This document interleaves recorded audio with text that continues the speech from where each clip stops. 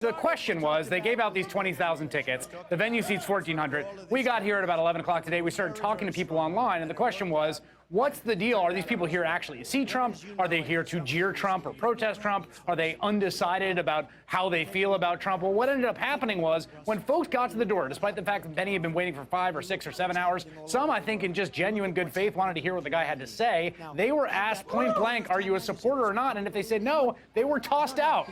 Joining me now are 3 people who were turned away from the Trump rally. Jess Kell, who was one of the first people to line up this morning, as well as college students and siblings, Caroline and Tim Jones.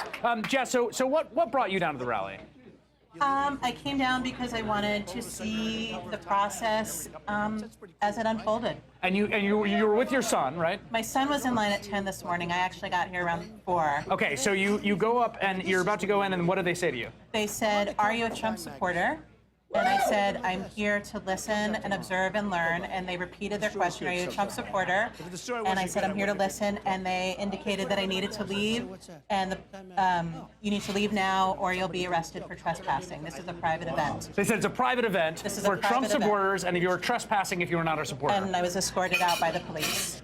So Caroline, what happened to you when you got to the line? It was a pretty similar event. I got up to the front of the line after waiting for 6 hours with my brother in the cold, and a man asked me if I was a Trump supporter, and I didn't think twice about it. I just said no, and he told me that I had to leave, and I started to argue with him, and he pulled a policeman over who told me the same thing, that I'd be arrested for trespassing if I didn't leave. What's your response to that? I mean, one of the things that struck me, right, was it seemed to me like the city of Burlington, the sort of municipal officials here, I talked to the police chief and the mayor, we're going out of their way to say, look, this is we welcome him to the town. This is America, democracy, First Amendment. He wants to have a rally here. Good for him.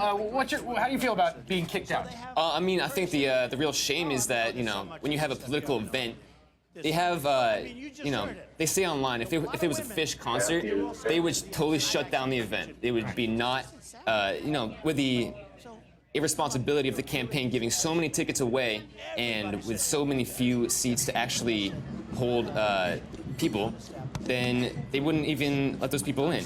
But to those, the fact is, there are a lot of people who just wanted to hear the campaign. Right. Yeah. And in some ways, that's in some ways, when you're on the trail in, say, Iowa and New Hampshire, right?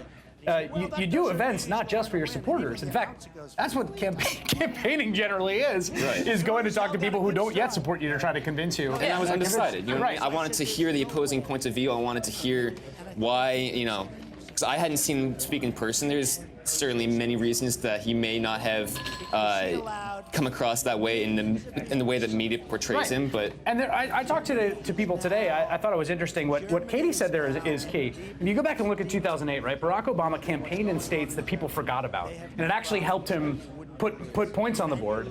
The idea that Vermont is actually a Super Tuesday state, and I talked to people online who said, "Well, I respect him for coming here." Mm-hmm. Yeah, I mean, I think one of the biggest shames of today is that there are so many young people in line that may have not gotten a chance to go inside. My son is 17. He's with a group of high school and college students, most of whom will be voting in their first presidential election. Your son was smart enough to say he was a supporter. He did. All right, Jess, Caroline Jones, Tim Jones, thank you very much for joining me. Really appreciate it.